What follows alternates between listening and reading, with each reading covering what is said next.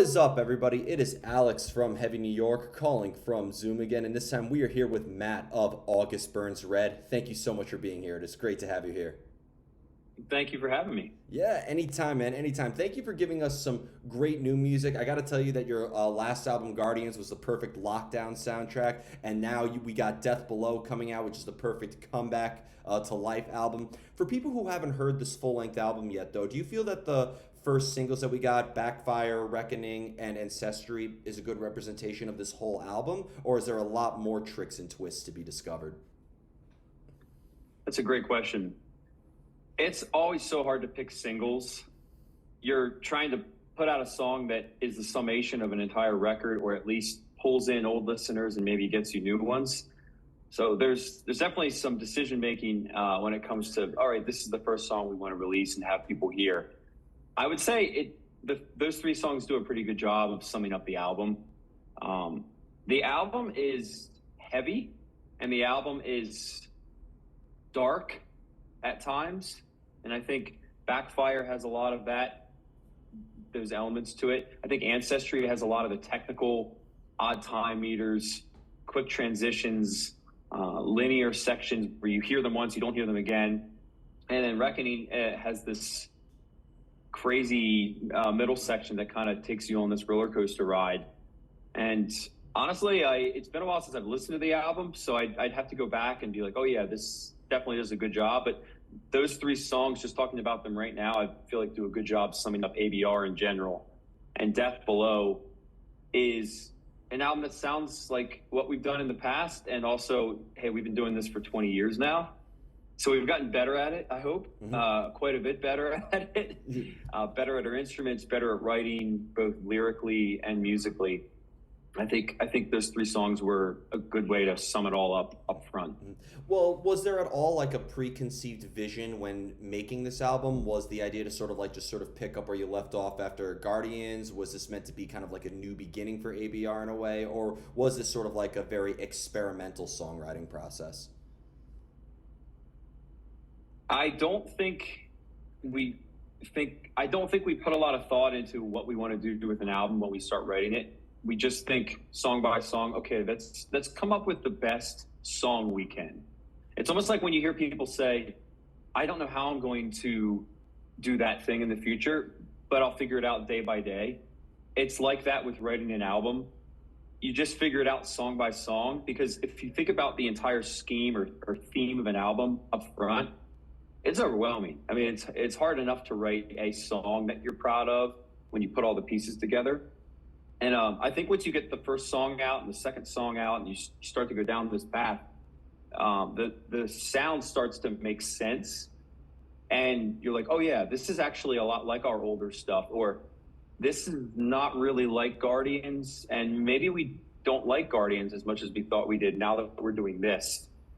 So I would say that we deviate from our sound every once in a while, and then it tends to be the case that we come back to elements of what we're known for and what we're good at. I'd say Death Below is our album of coming back to the beginning, 2005, 2006, 2007, Thrill Seeker Messengers era. And also, hey, we're capable of a lot more musically than what we were in the beginning. From a drummer standpoint, there's a lot of blast beats, right? And back on Thrill Seeker, I was all about blast beats. Well, there were some albums we just didn't have many blast beats. Going back to Messengers, there's a lot of breakdowns. Looking at this album, there are some songs that don't even have a breakdown. So in some ways, we didn't do the same thing at all. And then in other ways, we brought back the element full force. Yeah. Well, as a fan of August Burns Red, if you were to play me like 30 seconds of a song, I could tell that that's off of Thrill Seeker, that's off of Constellations, that's off of Guardians, etc. So I think it's fair to say that ABR has always sort of like taken a new approach to everything, right? It's not like you guys tried to stick with the formula, despite everybody putting you in the metalcore genre on the periodic table. Like, I feel like Right. you guys have like your own sort of way of branching out and trying new things, right? Mm-hmm. Yeah, I think we're pretty critical of what we come up with, and we're not proud of. If we're not proud of something, then it doesn't matter if people like it or not. We're not going to be happy with it. I think that our high standard for ourselves filters out a lot of the junk that keeps us true to our sound. For example, last night we played in San Antonio. I had to think for a second because we just flew through Texas. And the Texas shows were unbelievable. And last night was the last show in Texas, San Antonio. At the barricade after the show, some guy comes up to me, shakes my hand, he says, "Matt, thank you so much for staying true to your sound." And I was like, that's not a compliment I'm used to hearing, actually. Like, it's usually, "Thank you for coming to our city," or "That was such an awesome show," or "You're such a great drummer. I really look up to you as a person." But that comment just stands out to me. It's really genuine, and it's really awesome to hear that.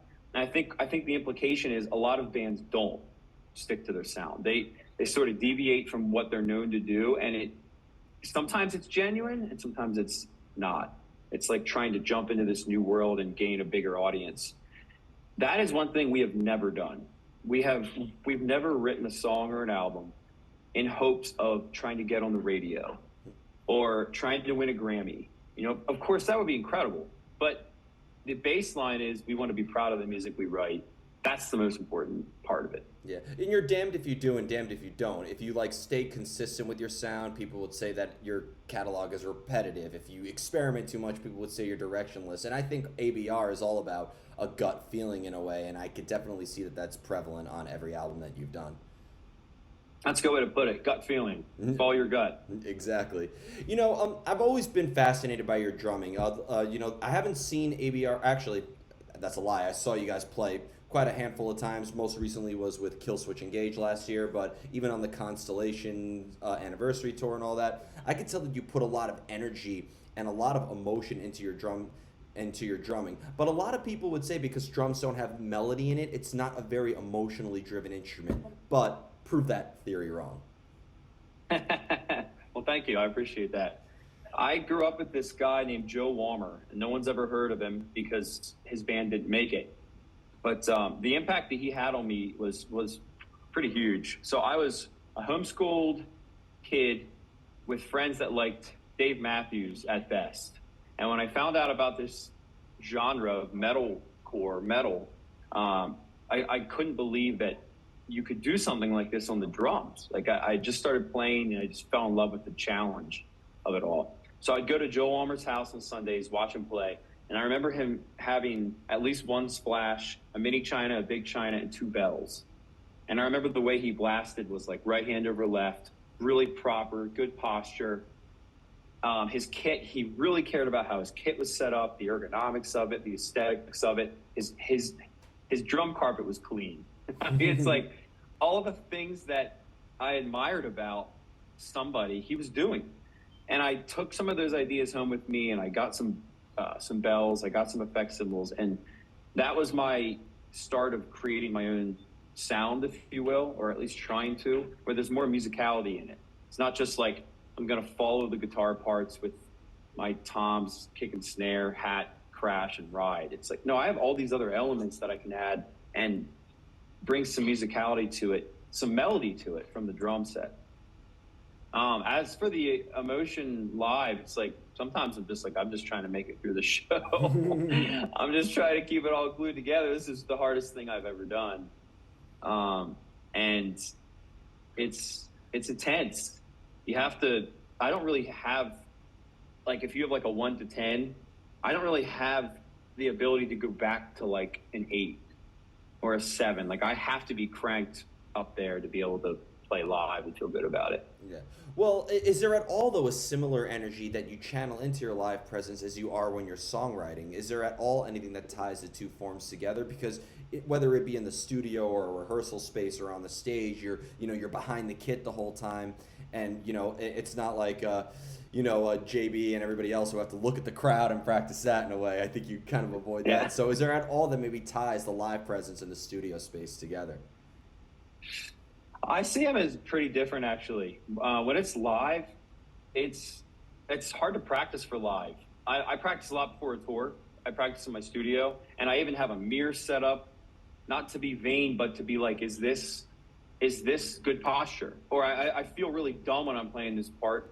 Okay, it actually doesn't look awkward or like bad technique. This is good. try to hit as hard as you can. Then you go live and it's like, oh my gosh, this is another level. As soon as the adrenaline kicks in. In the studio, it's more about accuracy, and it's more about hitting things in a way that help the song out. Live, it's like I said, it's in some ways it's almost like this survival thing. Like, can I make it through this set? For example, right now we're playing about 18 songs on this tour.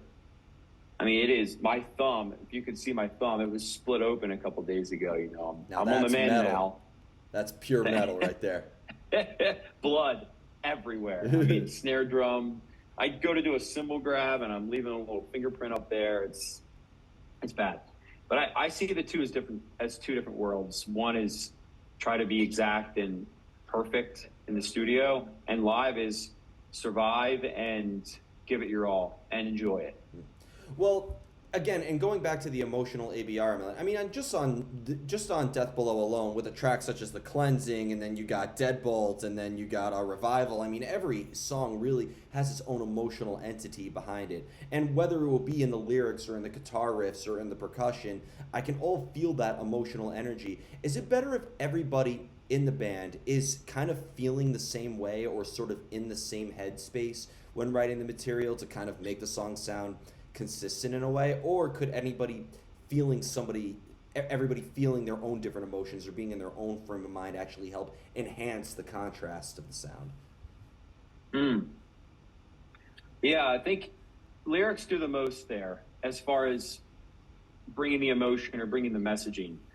The way that we record is so robotic now.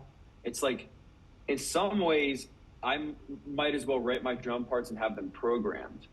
Which, if you think about it, you're taking the emotion completely out of it, right? There's so much that's quantized and perfected about this style of music.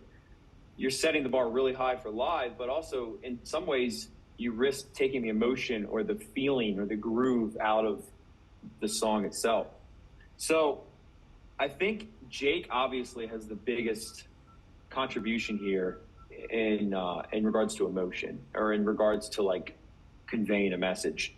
But if we're all playing this song live, that is when I think you hear that. I don't think you really hear it on the album because of, like I said, how metal's recorded and how it's quantized and perfected.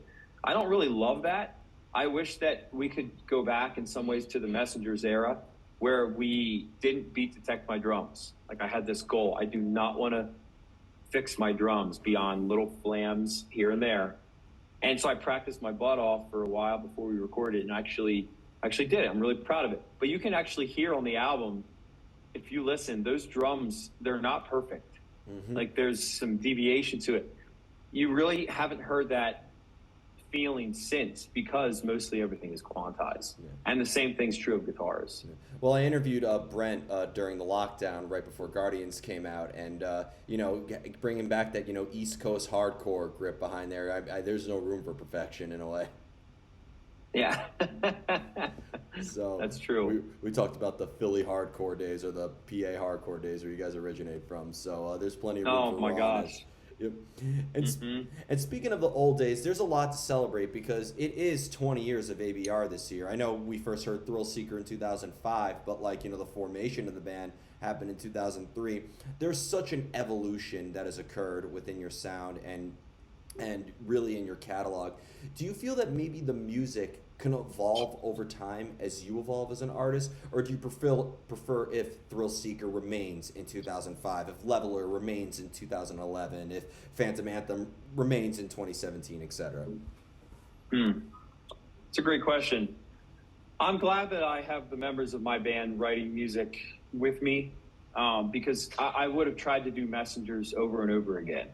When we got done with that record, it's like, oh yeah, this is us. This is our sound. I was writing a lot of the breakdowns at the time, and JB is a good songwriter, and he came up with a lot of what you hear on Constellations, and I stepped back from the writing process, and JB stepped up and took over a lot of the rhythms and a lot of the songs just from start to finish, right? So I was still writing my drum parts, but I wasn't really creating the material and putting it out there on a platter. And it took me a little while to be like, I wish we could just go back to like the odd time signature breakdowns. I wish we could just keep doing that. That's us. But as it turns out, that would make a pretty boring record, record after record after record after record. You need to evolve and you need to bring in new elements. I would say our most popular album is Constellations and Leveler, somewhere in that time frame. Messengers was like the breakout album. So a lot of people know us for those songs on those albums. But the fact that we're continuing to make music that we're playing live and people seem to enjoy, it's good. It's like, it's nostalgic to look back on those albums, leave them where they are, continue to play the songs, but writing and recording and playing new music shows that we haven't stopped and we're not just one-hit wonders who are living in the past. We're still creating stuff. And actually, there's a lot of new fans that have never seen us before that just heard ABR for the first time when they heard Backfire. And by a lot, I don't mean like thousands, but there are some people that come out to our meet and greets and like, I've never seen you before. And I'm really excited to be here. This is awesome. Yeah, and going back to bringing the new fans on board and bringing, and catering to the old fans, I'd imagine with every album it gets more and more difficult to put a set list together, right? You're always going to have those one Oh fans. my gosh. You're always going to have those diehards who want like that one deep cut off the demo you put out and that like you can't get anywhere anymore, so. Yeah, maybe not the demo. Those songs were terrible. Man, you got to start somewhere. We do get like you guys playing anything on Thrill Seeker? And we have a support slot on the, Killswitch Engage tour. It's like Thrill Seeker. Oh my gosh. We can hardly include things off of our most recent album. We only have 50 minutes, Yeah, it's almost like picking your favorite child almost at this point, because you wanna show everybody who ABR is, not just at the moment, but how far you've come, and how are you gonna pick that with 50 minutes and like 11 songs or something like that. Oh my gosh, I know. Yeah. For the inspiration of songwriting and for the inspiration to lay down your parts in a way, is inspiration something that can be sought out? Do you almost go and look for inspiration, or does inspiration just strike out of the blue when you least expect it? It's a great question. Thank you. When I'm writing lyrics, inspiration comes from life experience. So my best lyrics usually come out of a time of setback, pain, challenges, difficulty. I went through a couple tough things over the course of the last 10 years, and I can go back and read lyrics from those chapters, if you will, and you can pretty clearly see I was inspired, if you will, from that real life experience. Like, I wasn't just pulling an idea out of the sky. I was like, oh no, this actually happened to me. And so you can write from that place lyrically. As for drumming, writing drum parts for me is like going to work. You have to clock in. I actually have this little notebook at home, and I clock in the date, the time, and when I start.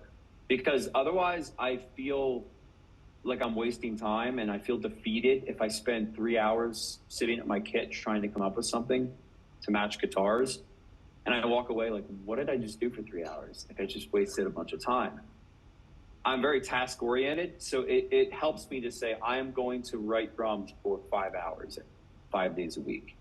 And if I do that, then I really feel like I'm doing a good job. And as long as I'm sitting at the kit, I'm coming up with cool ideas eventually. Might take me a while to get there. Yeah. The way I lay out my drum writing is 3 steps: creation, memorization, application. So I write the sticking, I create it, I memorize it, play it fast, slow, hard, soft, and I talk over top of it, and then I apply it.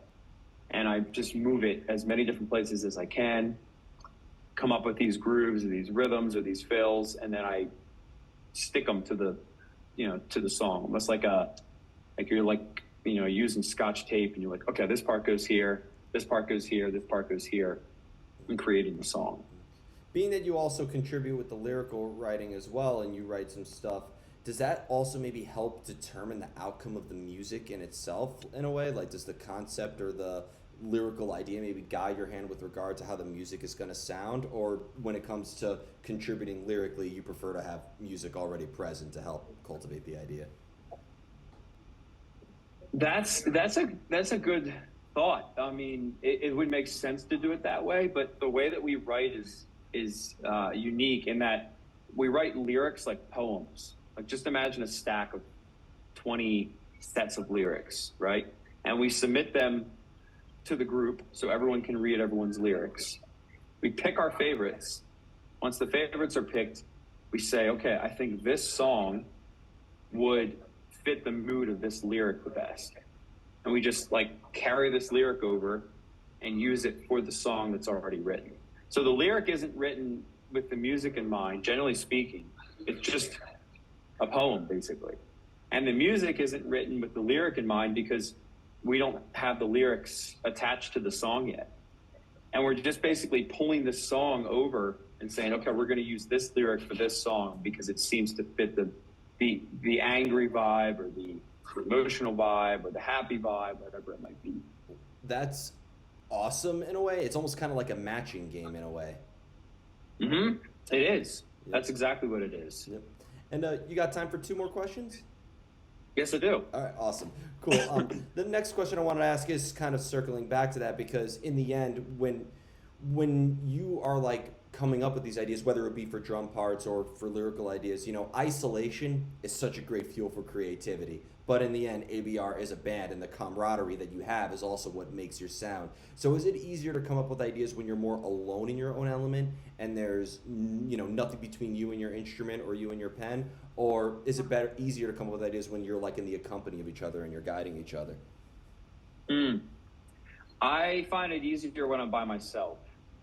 I do miss the days of when we would get together and write songs with each other. We haven't done that since 2006, 2007. Since then, it's been everybody writes the song and sends it to each other, and we write our own part to the other person's part, which works. It works well for us. I think there is something to be said about playing the music together, though, and curating this song, with each other. But I typically do a better job writing my drum parts and definitely my lyrics when there's no one else around. I'm just by myself and I'm writing it. You don't want too many cooks in the kitchen, right? Right. And the final question I wanted to ask you is not only have I found the experience of an ABR show and an ABR album to be truly magical, you also have some really cool fans. I love going to your show and making, I think I make a new friend every single ABR show, which is awesome. Your music resonates with people and connects with people in such a profound way. I'm pretty sure you've heard plenty of great stories at meet and greets and whatnot. When a fan connects with your music and interprets it in their own way and makes it their own, do you think that adds another layer of meaning to the music in a way? Does that almost kind of make you think give it a little bit more context in a way? Do you think that a fan maybe adds like maybe a missing piece to the puzzle with their own interpretation of it? That's great. It definitely fulfills or completes what we do. After each show, I go down to the barricade and talk to fans, and it's my favorite part of the night. And it's funny because people think that that's the hard thing to do, and what happens on stage is the easy thing. It couldn't be more opposite. Hardest thing I could ever do is play drums in ABR, at least that I've done. And the easiest thing is to get off the stage and be like, "Hi, what do you do? What's your name? Thanks for coming.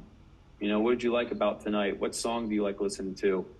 That's easy and fun, and yet it seems to have the most impact on people. All the practicing on drums to get ready for that show, and it's like, oh yeah, that was great.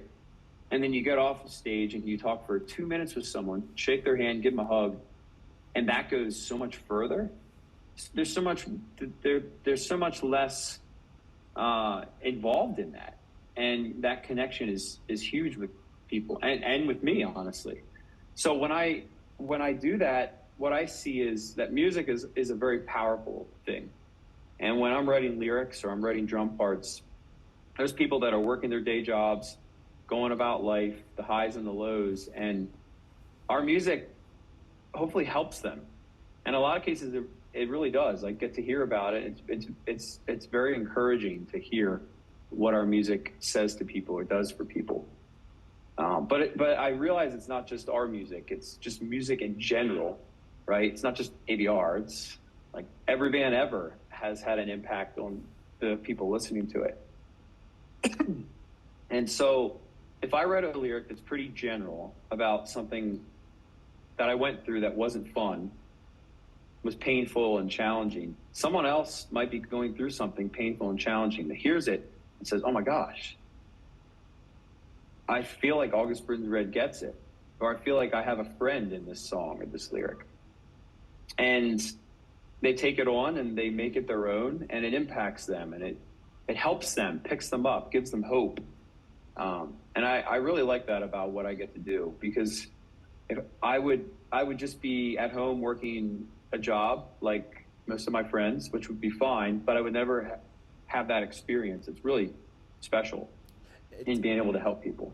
Definitely. And it's so cool to see how, like, you have, because you play with a variety of different bands, so, you know, you got the Between the Buried and Me crowd hanging out, you got the Kill Switch Engage crowd hanging out, you got the Parkway Drive crowd. Everybody's like, you got different, you know, lack of better words, breeds of metalheads, you could say, and different generations too. Like, for instance, this year's going to be 10 years. This year's 10 years of Rescue and Restore. So a lot of people are like, who resonate with that are going to be, you know, who are maybe in their early 20s by now are going to be really excited to hear those. And then you got people going back to the Thrill Seeker or Messengers days who are a little bit older who are going to be resonating with you differently. So it seems like every album has a similar effect but touches different types of people. That's true. And different timing too. You know, everybody's at a different place in life. We're seeing a lot of people come out to this tour who have kids, who have been married for 10 years. Well, we've been a band for 20. So they maybe listened to us for 10, got married, had kids, and now they're like, hey, honey, call the babysitter. We're going to see ABR. It's been 10 years. They're still doing it? Yeah, they're still doing it. Let's head over and The best. I was interviewing Craig Mabbitt from Escape the Fate, and they were like saying, yeah, dude, nothing is weirder than somebody saying, dude, I've been listening to you since I was 12. Can I buy you a drink? Like, so, but that's, yeah, but, amazing. Hey, before you know it, ABR will be looked at as classic rock to a lot of us, so. So, wow, that is one way to put it. Yikes. Yikes, but also pretty awesome. I can't wait to be in my 80s telling my grandchildren about, oh, when I was your age, I was listening to Thrill Seeker by ABR. It's gonna happen. Yeah. Wow. On that note, interview is over. Exactly. Just before we go, I want to thank you so much for your time and for such an awesome conversation. And congrats on 20 years of the band. Is there just anything else with ABR that you'd like to promote for, you know, this brand new album, Death Below? I know you got the tour with Devil Wears Prada and Bleed From Within. This will be uploaded by midnight, so any tours that have been confirmed but not announced yet, just don't plug them here. Right. No, I think that covers everything. Thank you so much for having me, for following along. Yeah, anytime, man. Anytime. Everybody, we are here with August Burns Red, Death Below, out March 24th. Be sure to pick that up. This is Alex from Heavy New York, and we will see you next time. Peace.